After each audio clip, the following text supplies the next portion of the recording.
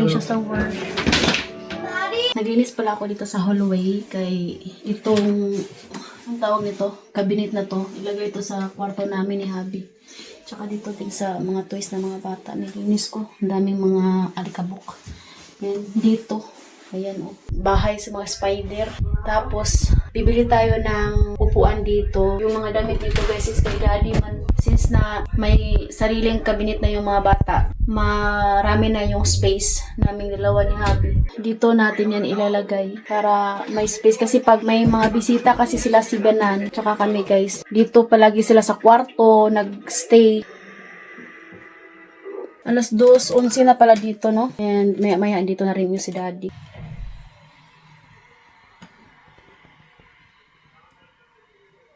Umulan pala kanina. Gustong gusto ko to. Kasi nga hindi siya namamatay ba?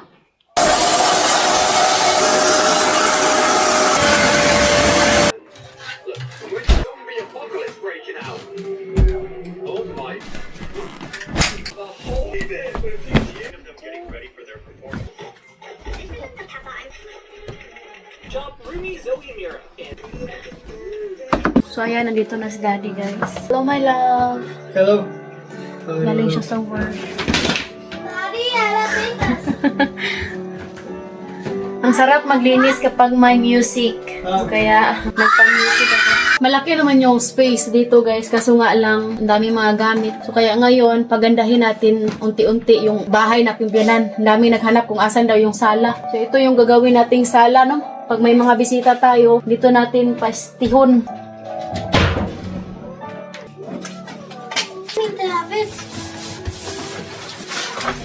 Good.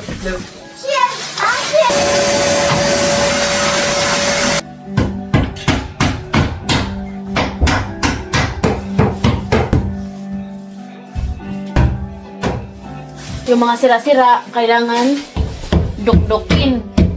Tapos, papinturahan natin to dito para maging bago siya tingnan. Mawala yung mga dumi-dumi. Yan.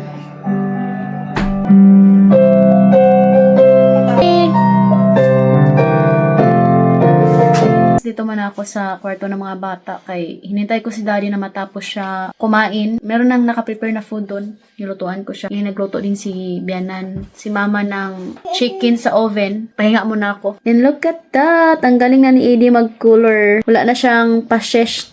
What is that, Mami? Pashesh? Da, sino pese? Wala na siyang kuan. Lagpas-lagpas pa. Ang galing na ni Edie magkulay. And 4 years old pa lang siya. Dito kasi sa Romania, 3 years old pa lang, kailangan ipasok mo na sa kinder, sa gradinitsa. You want to show? Ayan, daming kulayan ni Edie, oh. Ang galing naman ang bibi ni Mami na.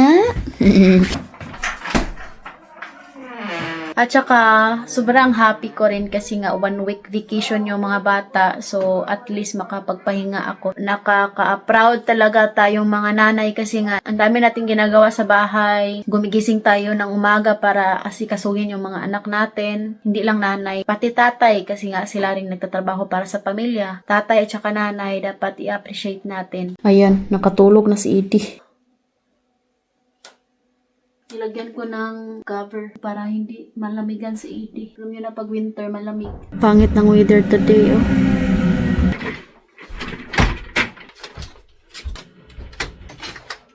My love, help me! Just wait. So, ayan guys, dahil walang space dito, ibalik na lang namin yung If you want, we can try. wardrobe. Let's try. No, my love. Ibalik na lang namin to. Ang importante na linisan ko na ba. Buti na lang Let's guys, see the room of magaan lang siya. Itulak ba? So, ayan yung final namin na decision. Ibalik na lang namin yan, no? If you want, we can try. But if to edit, you need to come in the hall. Or...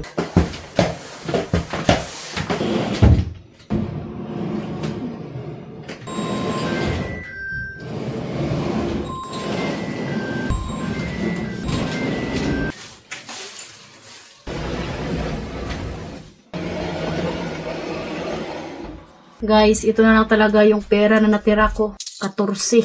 Yan, oh. Itago natin to.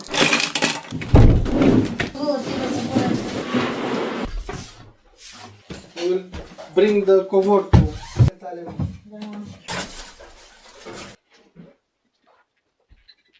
Ayaw niya daw itong ibigay kasi nga ito lang daw yung memories namin. Mall in Tacloban. And ipasuot niya daw to ni Edie. Robinson or Manila? I don't know, I forgot. No, in Tacloban. Tacloban. And also this one, guys. I-keep niya daw to. Look very slim. Me that time. 29 size. And now, Huh? Now? 80. 44. I don't know. And this one small. Wow, slim fit. Medium. Hi. Now Macho. I'm XXXL. What? I'm proud of my mother. It's okay. You are proud. This means married with children. This is the effect. Married and children effect. Sobra ba ng stress namin, guys? Our body is like our love XXL.